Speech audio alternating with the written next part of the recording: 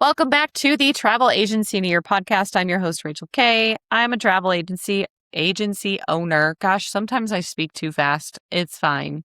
And I help travel advisors become the CEO of their business. Today is day 228, marketing push versus general marketing. What's the difference? Not all of your marketing is doing the same job, even if it can feel that way when you're just trying to keep up with posting. This is why I like the annual review, the quarterly, and the monthly reviews, because you can have your marketing and your content strategy. So we're going to define two different modes: general marketing and a marketing push. General marketing is your steady, ongoing presence, the consistent newsletter, the regular content rhythm, the everyday brand building. We've been working a lot throughout the year in this podcast. Its job isn't to generate an immediate spike in bookings. It's just like, hey, I'm here and this is what I do. And hey, guess what? I'm still in business. This is what I do. It's to keep you visible, familiar, and trusted over time so that when somebody is ready to book, you're already the obvious choice. Think of like Coca-Cola. They have year-round advertising. It isn't trying to sell a can of soda on any specific Tuesday. It's maintaining broad familiarity and positive association steadily all the time. The marketing push is different. It's focused. It's a time-bound campaign around a specific goal, filling those last spots on a group trip, or launching your new offer or niche, or closing out your, I don't know what kind of niche you are in, closing out your summer bookings or your fall bookings or your weddings or honeymoons for the year. It has a clear start and clear end date, a specific call to action, and often it's more frequent and direct messaging to your avatars than your general content. Think of how like a real retailer treats Black Friday sales, or like how a company could build real urgency and anticipation around a specific product launch event. Ooh, like Apple and like, I don't buy any Apple products, but Apple and like their latest iPhone. It's concentrated, it's time limited, it's unmistakably pointing toward one action in contrast to their steady, ongoing advertising the rest of the year.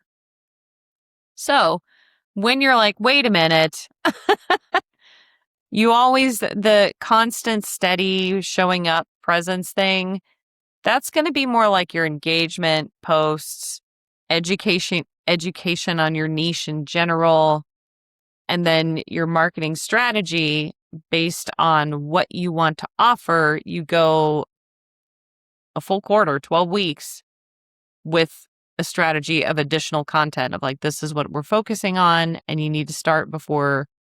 You need to understand your avatar's buying cycle as well, especially if you need to get new leads. If you have, like if you're a new travel agent, you want to go with the pacing of the decision-making process of that avatar to book the exact trip that you want to book. So if someone is engaged, everyone's like, you need to be posting like crazy during engagement season. My best wedding clients always came around March or April.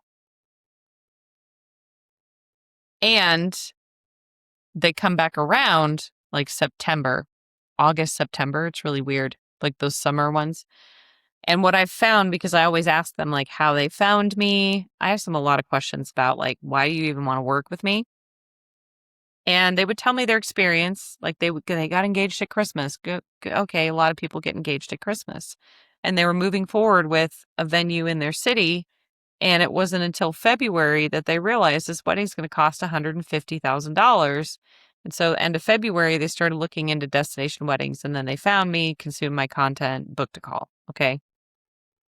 But the content that I was making, I couldn't tell you. I could not tell you exactly what they found off the top of my head because this was dozens and dozens of couples, okay?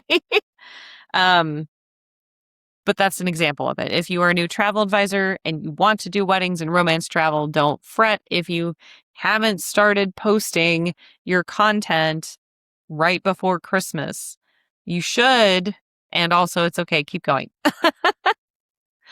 Anyway, when you're coming up with your annual marketing strategy, if romance travel is part of your deal, over time, you will understand my best clients book with me around this time, so I should probably start marketing what I want to offer the honeymooners or wedding couples 2 to 3 months in advance. So the quarter prior, I'm going to really, really push that kind of thing.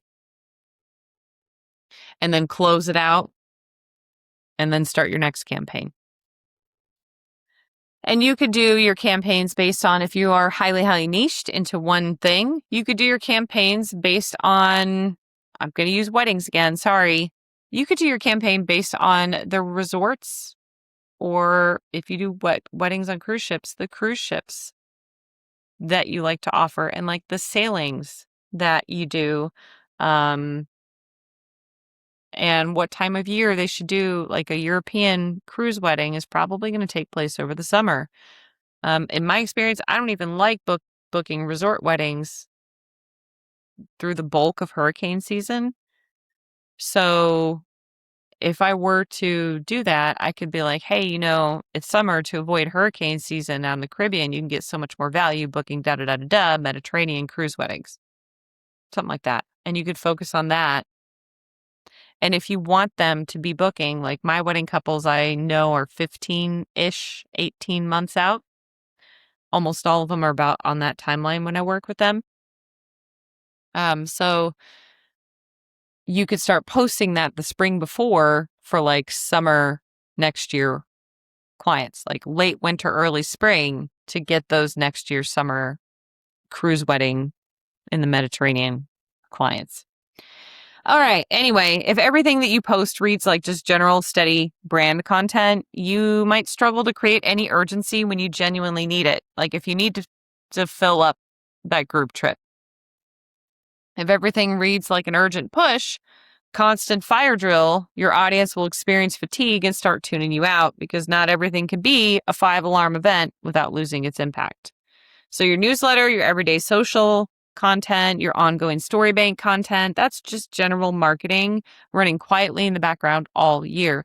When you have like a group trip that's going to close with a deposit deadline, or you're going to roll out a new niche or a new offer, that's when you shift into a genuine marketing push for that one thing. More frequent touch points, more direct calls to action for that one thing, more urgency, real urgency for a defined window of time. Then back to your steady baseline once it closes. So we're going to look tomorrow beyond the social media entirely, how to build visibility for your agency in places most advisors never even think to look. This is Travel Agency of the Year, day 228.